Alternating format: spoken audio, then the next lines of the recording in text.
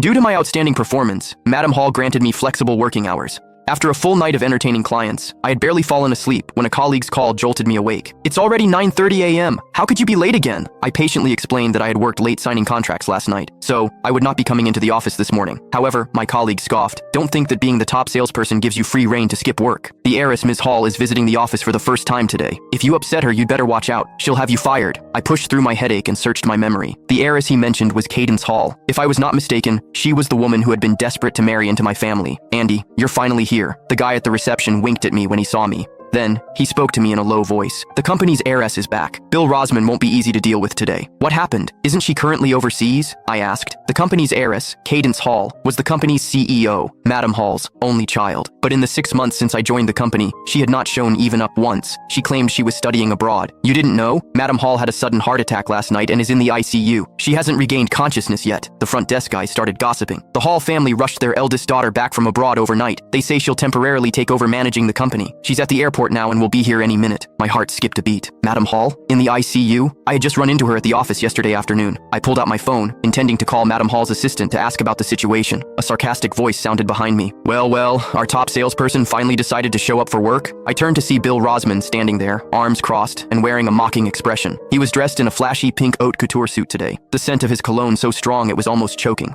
"I thought that since you have signed a big deal, you would ignore company rules now. And you dare show up late on the day the company's heiress is making her first inspection tour? That takes some nerve." When I first joined the company, Bill bragged about being the top salesperson. He would constantly tell me to learn from him as a senior colleague. But in my first month, I crushed his sales figures, both in number of deals and total value. Ever since, he had always made snide remarks whenever he saw me. But before today, it was mostly about young blood taking over the old. This was the first time he had spoken so ruthlessly. I could not be bothered with him and turned to find a quiet spot to make my call, but Bill stepped right in front of me. "What's this? Are you feeling guilty? Are you trying to run away?" His gaze fell on me, and suddenly his voice rose sharply. "Oh my, you actually dressed up like a proper person? What's this? Did you hear the heiress was coming today and decided to try to charm her?" The air around us instantly grew still. Every pair of eyes in the room turned to stare at me. Bill's words were loud enough to draw the attention of colleagues from other departments passing by, who stopped in their tracks. I had been at the company for half a year. Usually I dressed in business casual attire. Last night I had been busy with social engagements and slept late, looking a bit haggard, so I changed into a sharper suit to perk up my appearance. Through Bill's words, this became a calculated attempt at seduction. "Bill, if you can't control your mouth, you might as well donate it." His face instantly turned red. "Who do you think you are, talking to me like that? I can see right through your ulterior motives toward the heiress." I replied coldly. "Why are you being so nosy? Mind your own business. What I wear has nothing to do with you."